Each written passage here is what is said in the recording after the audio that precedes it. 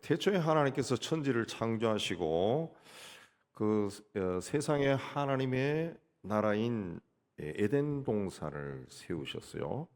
그리고 하나님께서 인간을 지으시고 아담과 하와로 하여금 그 하나님이 지은 모든 것을 다스리게 하셨습니다.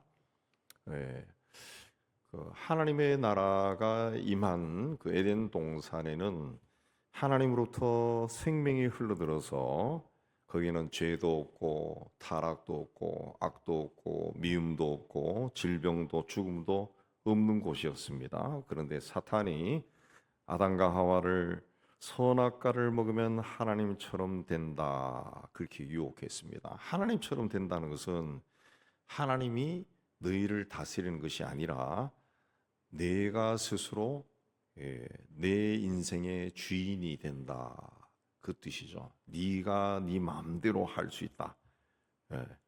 그겁니다. 항상 이 사탄이 아담과 하와를 유혹한 이 말이 모든 인간이 평생 살아가면서 그 사탄이 우리를 쿡쿡 찌르는 게 그겁니다. 네가 해.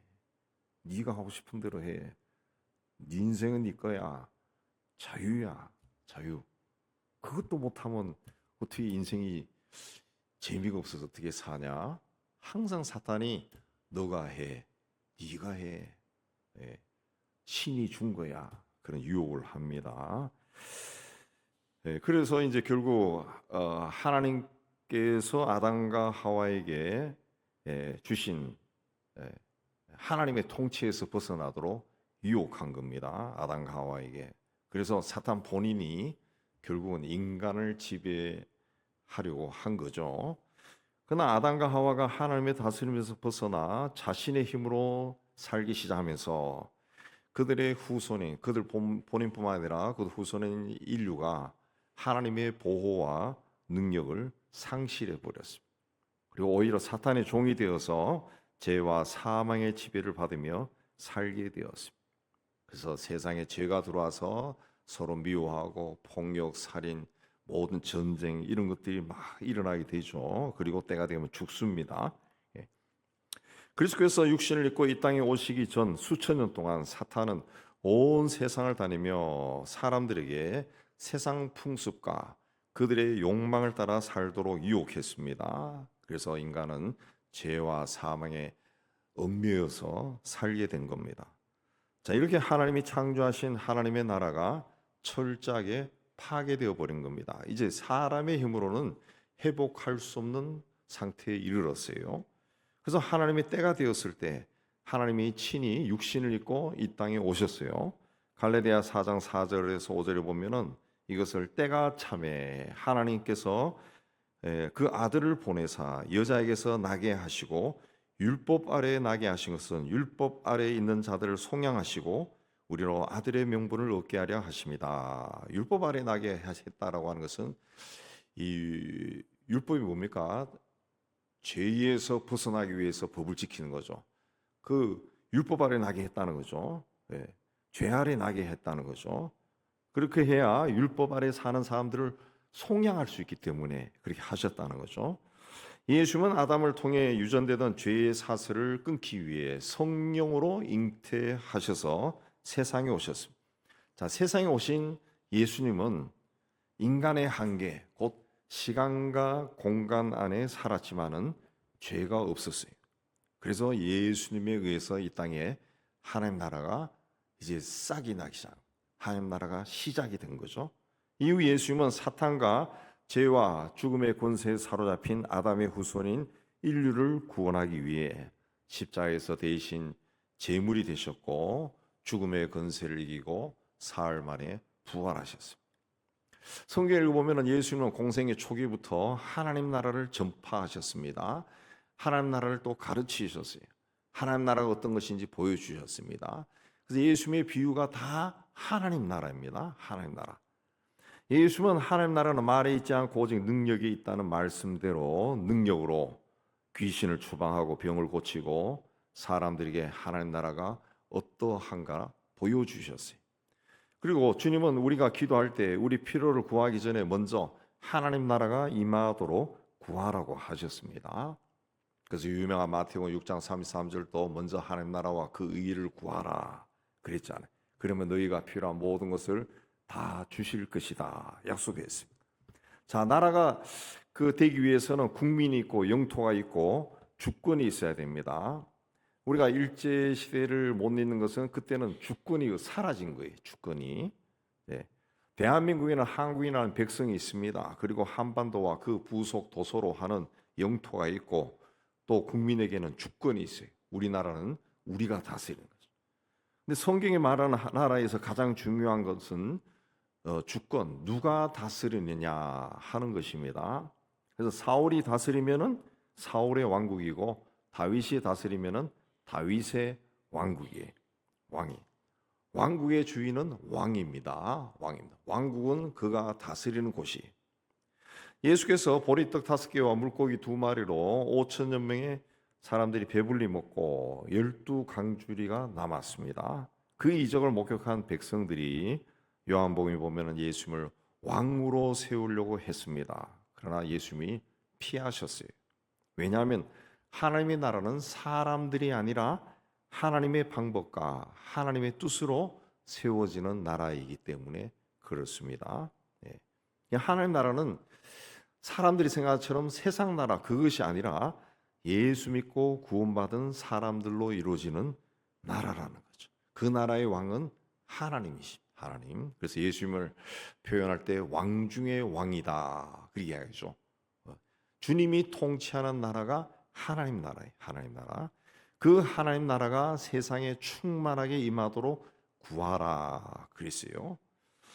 자, 예수를 믿기 전에 우리는 하나님에 대해서 전혀 몰랐습니다. 그래서 하나님을 모르는 사람은 자기가 자기 인생의 삶의 주인이 되어 살아갑니다. 근데 예수를 믿은 후에 하나님을 아버지라 부르고 하나님의 자녀가 되었죠. 그걸 이제 베드로전서 2장 9절에 너희는 택하신 족속이요 왕 같은 제사장들이요 거룩한 나라요 그의 소유가 된 백성이다. 우리는 하나님이 택하신 족속이고 하나님을 섬기는 제사장들이고 하나님 나라고 하나님 나라의 백성이다 그랬습니다. 백성이다 그랬습니다.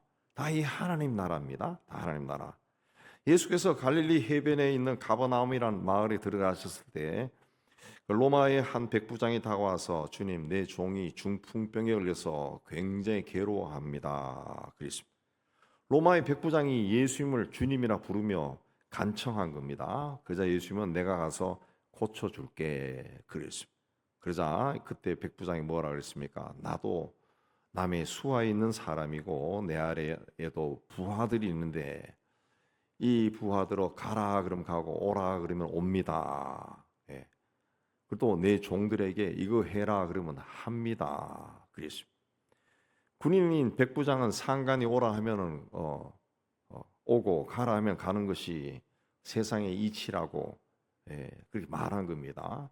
그래서 예수님께서도 그저 뭐 갈 필요 없이 한마디 말씀만 해도 이루어지지 않겠습니까? 그렇게 말한 거죠. 예수님은 백부장의 말을 듣고 굉장히 놀라워했다. 성경에 기록되어 있습니다. 그래서 사람들에게 지금까지 이스라엘 사람들 가운데 아무에게서도 이런 믿음을 본 일이 없다. 그랬습니다. 그래서 예수께서 백부장에게 가라. 내가 믿음대로 될 것이다. 그랬습니다. 바로 그 시간에 예수의 말씀대로 그 종이 나았다. 그랬습니다.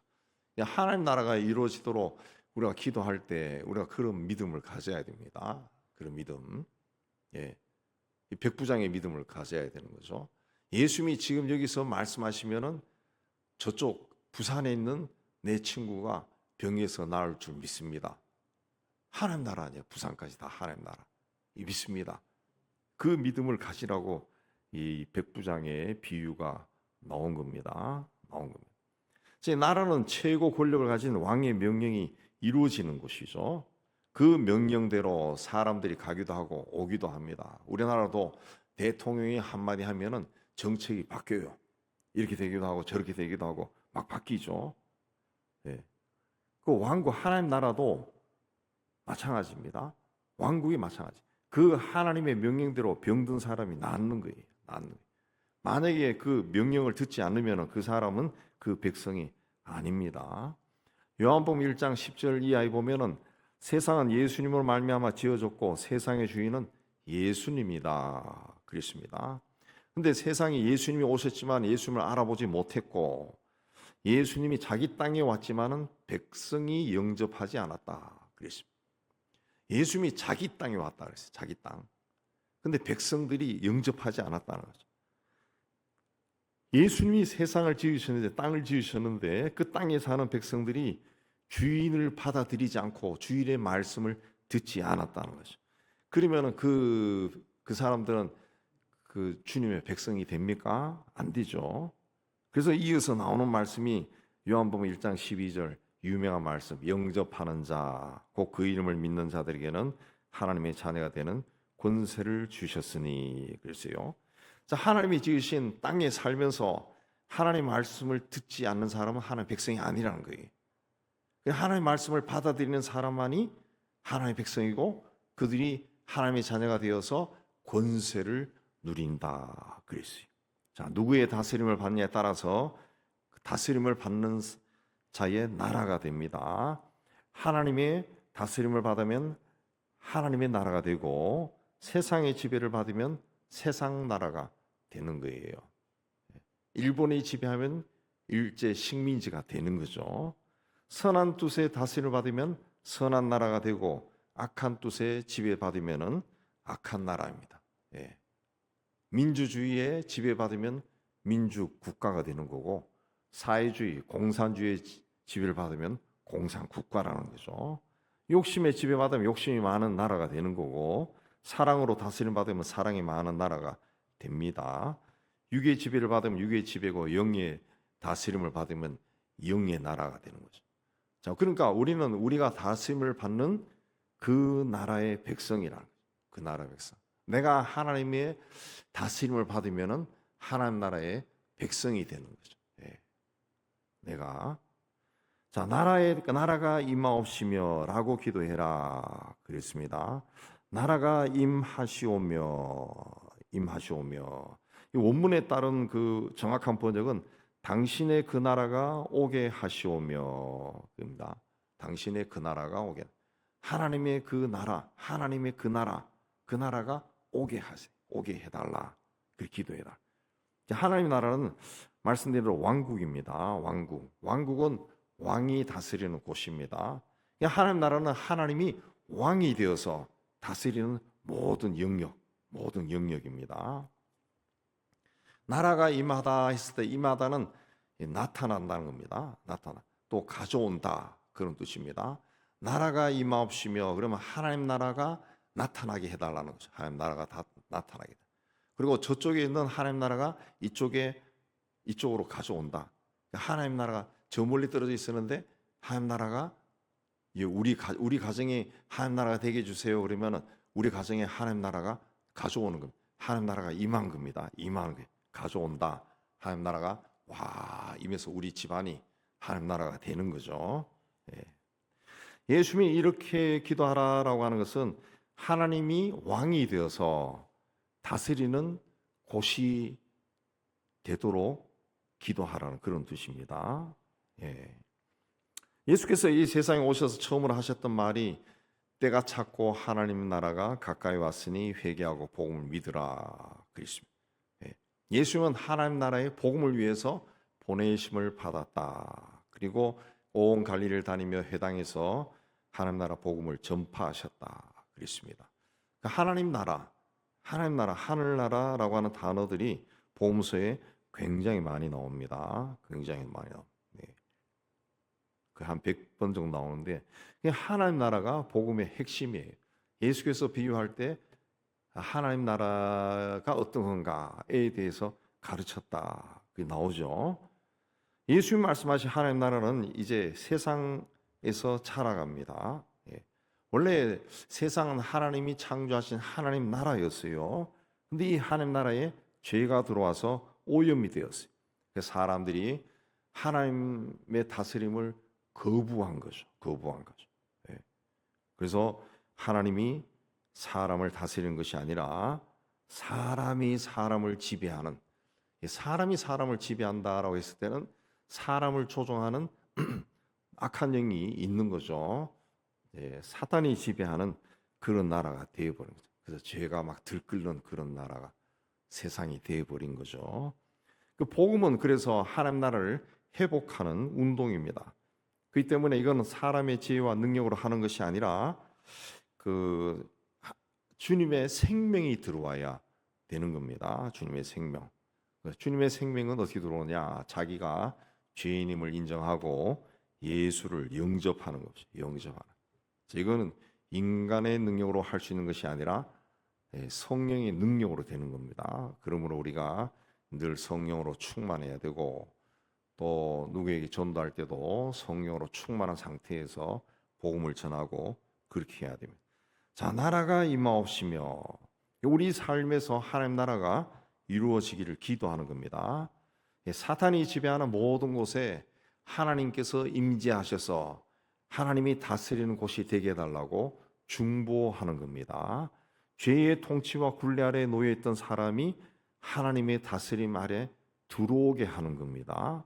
구체적으로 나의 삶, 내가 알고 있는 누구의 삶, 또 우리 사회, 우리 민족 공동체 에게 하나님의 다스림 아래 들어오도록 기도하는 겁니다. 나아가 선교사와 그의 사역을 통해 그 지역에 하나님 나라가 임하기를 기도하는 겁니다. 자, 기독교적인 가치관이 세상을 변화시키지 않으면은 세상이 교회를 세속화시켜 나갑니다. 예. 그래서 마지막 시대에 가장 중요한 것이 분별력이라 그래요. 영을 분별하는 능력이다. 그랬습니다. 교회가 세상에 영향을 주지 않으면은 반드시 세상이 교회에 영향을 주게 됩니다. 우리가 세상을 변화시키지 않으면은 세상이 우리를 변질시킵니다. 그러니까 이 세대 크리스찬들이 변하지 않으니까 세상이 교회와 크리스찬들을 자꾸 변질시키고 있습니다. 그래서 하나님 나라의 백성은 세상 속으로, 도시 속으로, 문화 속으로, 삶의 현장 속으로 들어가야 됩니다. 우리가 바로 하나님 나라를 이 땅에 오게 하는 하나님의 손에 붙들린 도구입니다. 도구. 하나님이 창조하신 이 세상은, 이 모든 세계는 하나님의 것입니다. 하나님의 것. 우리 눈에 보이는 모든 것이 다 하나님의 것이. 사람뿐만 아니라 동물이나 자연이나 모든 것이 다 하나님의 것이. 그래서 하나님의 나라가 안 이루어져도 괜찮은 곳은 하나도 없어요. 하나도 없어요. 예수의 생명이, 성령의 능력이 하나님 나라를 이루어 가시는데 예수님은 특별히 우리에게 그렇게 기도하라. 나라가 임하도록 기도해라. 그랬습니다. 그러니까 우리가 이 기도를 반드시 해야 돼요. 하나님 나라가 임하도록 기도해야 돼요. 세상에 있는 모든 크리스찬들이 하나님 나라가 임하도록 자꾸 기도해야 돼요. 자꾸 기도해야 돼요. 그래야 이 하나님의 나라는 능력이니까, 생명이 흐르는 곳이니까 세상을 덮고 있는 이 사단의 그림자가 거쳐지기 시작하는, 어둠이 물러가기 시작하는 겁니다. 우리 자신과 우리 가정, 이 사회와 이 나라에 하나님 나라가 이루어지기를 계속 기도해야 됩니다.